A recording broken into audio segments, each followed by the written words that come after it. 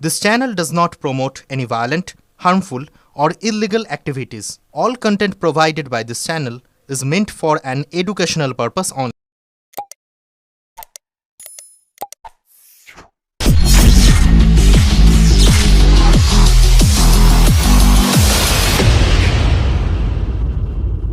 তৃণমূল আমল থেকে mid day meal নিয়ে দুর্নীতি চলে আসছে। মিড ডে মিলে অসঙ্গতি খবর পেয়ে হঠাৎ স্কুলে চুচুড়া বিধায়ক।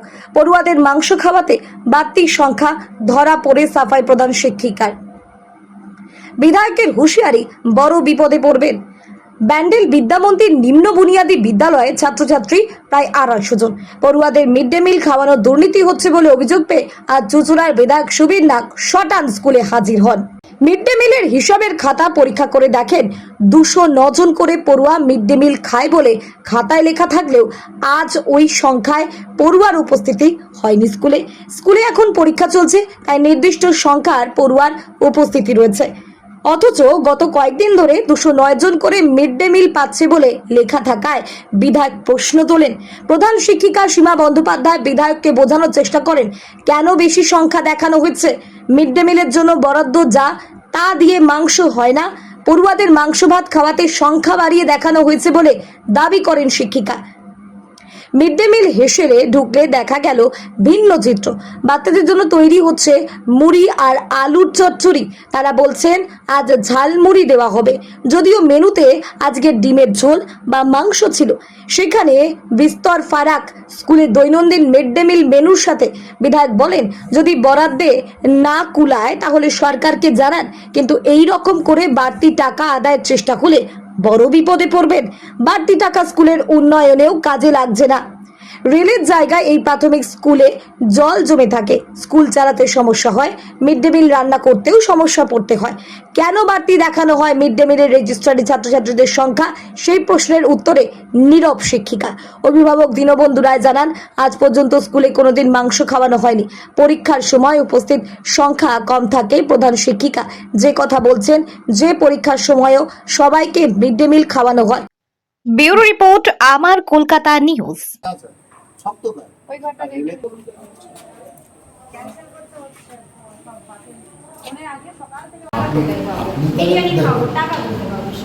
আপনি কথাটা খুব সত্যি বলছেন।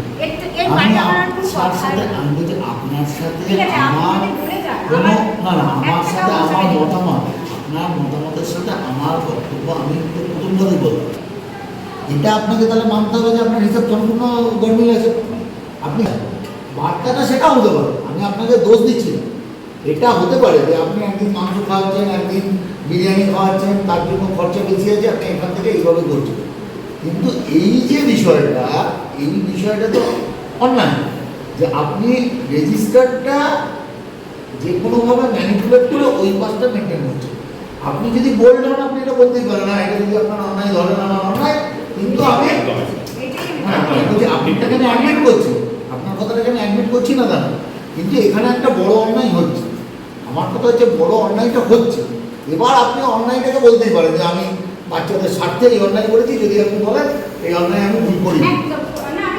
আমি বলি আপনার ক্ষেত্রে আমি এ কথাটা বলছি না। আমি জানি যে হ্যাঁ যদি মাংস ভাত সপ্তাহে একদিন খাওয়াতে হয় তাহলে কীভাবে হয়, কিন্তু ঘটনা হচ্ছে সরকারি নিয়মের যে কোনো কাজে আজকে যে যত লোক ধরা পড়ছে, যদি কেউ ভালো মানুষও থাকে, আপনি কখনো এটাকে ট্যাম্পারিং করতে পারেন। এসআই, ডিআই যারা ইন্সপেক্টর আছে স্কুলে, তাদের সাথে কথা বলে এটাকে মান্যত করা উচিত। কারণ এই 10 দিন বাদে আপনি এই অন্যায় দায়টা আপনাকে ঘাড়ে নিতে হবে। কিন্তু ঘটনা হচ্ছে আমি ধরে নিচ্ছি এটা আপনার অন্যায় না, কিন্তু এটাও মাথায় রাখতে হবে যে ছোট প্রবলেম, কিন্তু সেটা যেন অ্যাকুমুলেটেড হয় অনেক দিনের হয়, সেটা যেন ছোট হয়। এটা যদি 10 বছরের প্র্যাকটিস হয়, 10 বছরের প্র্যাকটিসে আপনি যদি হিসাব দেবেন কয়েক লক্ষ টাকা হয়ে যাবে। আপনি হয়তো মিড ডে মিল তো আমরা অতি কষ্ট করেই চালাচ্ছি। মানে আমাদের প্রধান সমস্যা হচ্ছে যে জল। এই জলের মধ্যে আপনি দেখতেই পেলেন যে আমাদের যেখানে রান্না হয় কিচেনটা, ডাইনিংটা, জায়গাটা পুরোটাই জলে ডুবে রয়েছে। ওখানে রান্না করা যাচ্ছে না বা বাচ্চারা ওখানে গিয়ে খেতে পারছে না। তো আমরা ওই জলের মধ্যে থেকেই আমাদের রান্নার দিদিরা জিনিসপত্র, রান্নার যে ইউটেন্সিলস গুলো নিয়ে এসছেন এখানে একটা ঘরের মধ্যে ওনারা চেষ্টা করছেন রান্না করে বাচ্চাদের খাওয়ানোর। তো আমরা অন্যান্য দিন যেভাবে বিভিন্ন পদ রান্না করে খাওয়ানোর চেষ্টা করি সেইটা হয়তো করে উঠতে পারছি না, তবে ওদের মুখে অন্তত কিছু তুলে দেওয়ার চেষ্টা করছি এবং যতটা হেলথ অ্যান্ড হাইজিন মেনটেন করা যায় এর মধ্যে সেটা চেষ্টা করছি। কত স্টুডেন্ট আমাদের স্কুলে এখন আপাতত প্রায় 235 থেকে 45-এর মধ্যে স্টুডেন্ট আছে। আর গতকাল কত মিড ডে মিল? গতকাল প্রায় 245 জন মতো খেয়েছে, আর আজকেও প্রায় এরকমই বাচ্চা খাচ্ছে, কারণ এখন পরীক্ষা চলছে। এবং এই সবথেকে এর থেকেও বড় সমস্যা হচ্ছে যে এই জল পেরিয়ে স্কুলের মধ্যে আসা, এটা বাচ্চাদের পক্ষেও খুব সমস্যার জায়গা একটা। আমরা তো আসছি ঠিক আছে, বাচ্চাদের নানা রকম চামড়ার রোগ হয়ে যাচ্ছে এবং অসুস্থ হয়ে পড়ছে। ওদের পরীক্ষার মধ্যে 100% তাদের মিড ডে মিল আপনারা দিচ্ছি কিছু করার নেই, এটুকু আমাদের ওদের মুখের দিকে তাকিয়ে করতেই হবে। কেউ না খেয়ে আসে, কেউ মিড ডে মিলটার ভরসাতেই আসে, এবং অনেক বাচ্চা আছে যাদের হয়তো বাড়িতে বাবা মা সকালবেলা কাজে বেরিয়ে যায়, রান্না হয় না, ওরা এখানেই তাদের খাবারটা খায়। তো আমরা চেষ্টা করছি। আমাদের এখানে প্রি প্রাইমারি থেকে ক্লাস 5 পর্যন্ত রয়েছে। আপনার কি নাম? আমার নাম শুভ্রকান্তি ঘোষ, আমি সিনিয়র টিচার স্কুলের। Mid day meal mid day meal আমাদের যিনি হেডমিস্ট্রেস আছেন তিনি সীমা ব্যানার্জি মহাশয়া, উনি দেখেন। আপনারা সহযোগিতা করেন? আমরা সকলেই সহযোগিতা করি, একসঙ্গে মিলেই চালাই এটা। প্রতিদিন কি এক স্টুডেন্ট আসে? এটা বলুন, প্রতিদিন কি এক পরীক্ষার সময় আসে? পরীক্ষার সময় দাদা আসে? দয়া করে বলছি, পরীক্ষার সময় আসে, একদম গুনে গুনে এক স্টুডেন্ট আসে। কোথায় আজকে? গুনে আসুন, আজকে তিনটে আগে গুনে আসুন আপনারা প্লিজ। ভিডিও পরে করবেন, ঠিক আছে, আপনি- দয়া করে না, দয়া করে না। আমার বিরুদ্ধে অভিযোগ একদম। আপনার বিরুদ্ধে যে অভিযোগটা কি সঠিক হচ্ছে? আপনি তো সবাইকে ভেরিফাই করুন না, অভিযোগটা আপনার যেগুলো বিরুদ্ধে দেখছেন। অভিযোগ শুনে স্বয়ং বিধায়ক এলেন, তারপরে মিথ্যে বলবেন আপনি। তাহলে বিধায়ককে কেন তাহলে আপনি বললেন না? আপনি তো অকপটে স্বীকার করলেন যে আমি আপনি তো মিথ্যে বলছেন, মিডিয়া বলে আপনি যা মিডিয়া তো খুশি মিথ্যে বলতে পারেন না বলছে, দাদা। বিধায়ককে কেন বলেননি? মিথ্যে কথা আপনারা বলতে পারেন না বিধায়ককে মিডিয়ার কেন সামনে। বলেননি আপনি? যা দেখেছেন সেটাই আপনারা আগে দেখুন, রান্নার আপনার বুধবার সম্ভাবনা দিন আছে প্রেজেন্ট কিনা। ছিল 219 জন কি 209 জন? আপনি দেখুন পরীক্ষার সময় একদম এক্সাক্ট সেই তাহলে বুধবার দিন স্টুডেন্টই যাদের আছে। পরীক্ষা হয়েছে আজকেই তো তারা শুক্রবার পরীক্ষা আপনি একটু দিচ্ছে। বলুন না, আপনি একটু যান না। 209 জন ক্যান্সেল পাবো? করা হয়েছে আজকে, বৃষ্টির জন্য ক্যান্সেল করা হয়েছে। আপনি একটু যান, আপনি আপনার 77 কে তাই বলে বলতে পারেন না যে 77 আপনার এসেছে। বুধবারে সিসি আপনি ক্যামেরা please- ফুটেজ দিন, আমরা ক্যামেরা বন্ধ করে চলে যাব। আপনি প্লিজ একদম নামিয়ে দেখুন আপনি স্টুডেন্ট। 209 জন স্টুডেন্টের সিসি ক্যামেরা আপনি ফুটেজ আমাদের একটুখানি দিয়ে দিন। আপনার বিরুদ্ধে যে অভিযোগটা উঠছে ওটা কি সত্যতা আছে?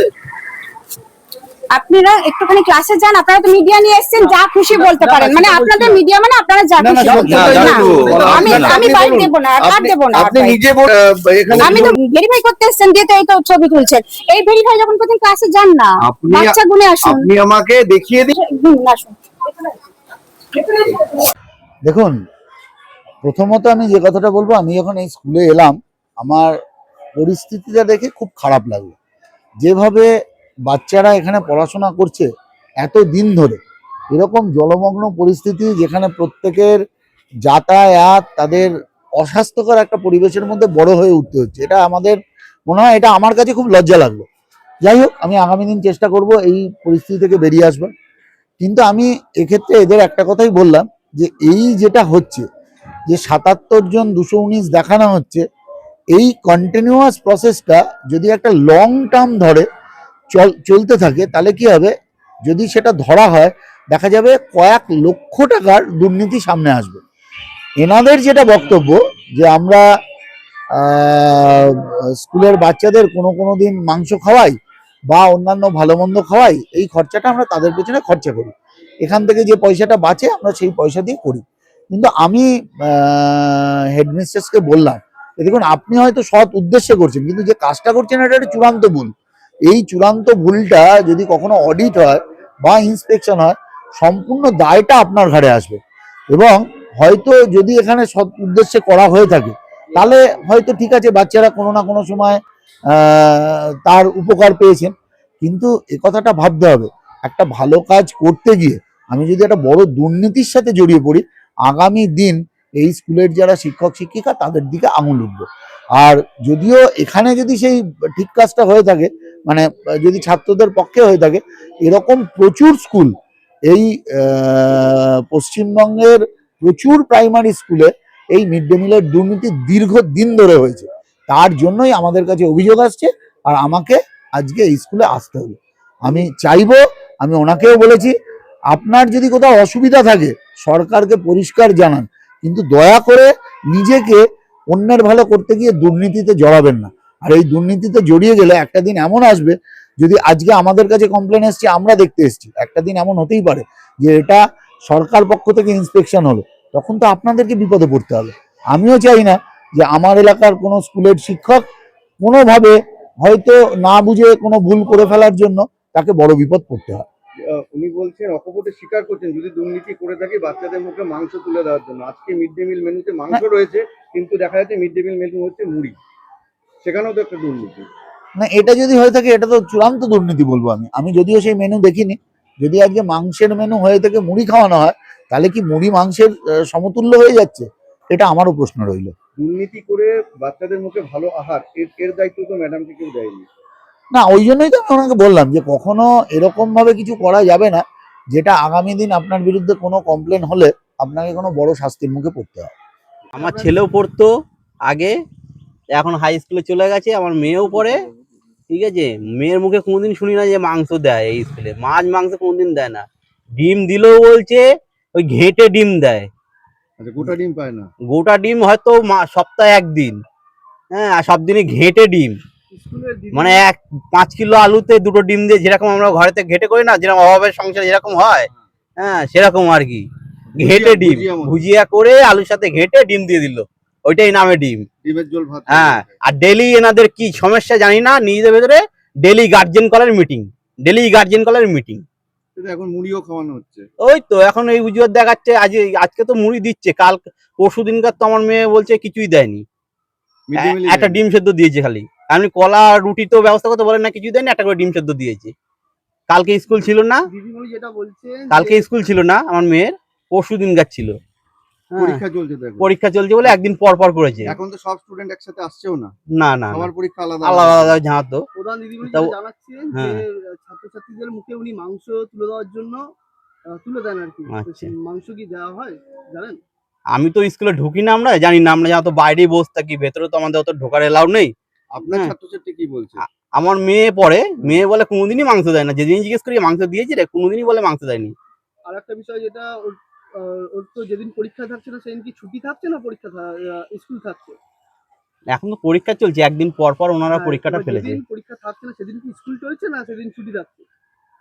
ধরুন আজকে পরীক্ষা হয়েছে, বুধবার তাদের পরীক্ষা হয়েছিল, বৃহস্পতিবার কি স্কুলে এসেছিল? না, বৃহস্পতিবার ছুটি ছিল। দিদিমণি বলছে ওই দিনকেও ছাত্রছাত্রীরা স্কুলে থাকছেন। না, তাহলে আমার মেয়ে তাহলে খাতায় তো অ্যাবসেন্ট দেখাবে, অ্যাবসেন্ট কি এন্ট্রি দেখাবে তো, তাহলে খাতা দেখলেই তো বয়ে যাবে। ওনারা বলছে যাদের পরীক্ষা চলছে, অন্য ছাত্রছাত্রীরা যাদের পরীক্ষা নেই তারাও আসছে, তারাও মিড ডে মিল। না, তারা কেন আসবে? এটা ভুল কথা, সম্পূর্ণ ভুল কথা, এটা মিথ্যা কথা বলছে ওনারা, এটা পুরোটাই মিথ্যা কথা বলছে। আমার মেয়ে কেন, আমাদের পাড়ার আরো ওই স্কুলে পড়ে, এখন সব চলে গেছে এই স্কুল থেকে। হ্যাঁ, আমাদের পাশে বাড়ি একটা মেয়ে পড়ে, হ্যাঁ, ও তো কালকে আসেনি, নিজেকে বাঁচানোর জন্য মিথ্যা বলছে। হ্যাঁ, ও তো কালকে আসেনি। কি নাম আপনার?